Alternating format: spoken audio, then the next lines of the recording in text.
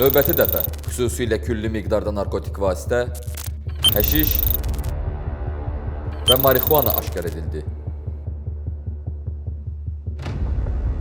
Astara Gömrük İdarəsində 58 kiloqram 610 qram həşiş və 89 kiloqram 705 qram marixuana, ümumilikdə 148 kiloqramdan artıq narkotik vasitə aşkar edilərək qanunsuz dövriyyədən çıxarıldı.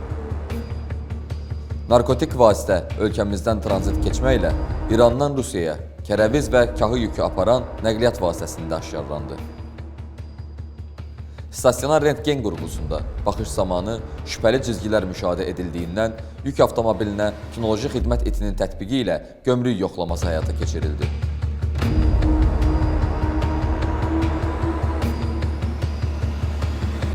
Nəqliyyat vasitəsindəki 2 paletdə gömrük nəzarətindən gizlədilən xalis təmiz çəkisi 58 kiloqram 610 qram narkotik vasitə həşiş və 89 kiloqram 705 qram narkotik vasitə marixuana aşkar edildi.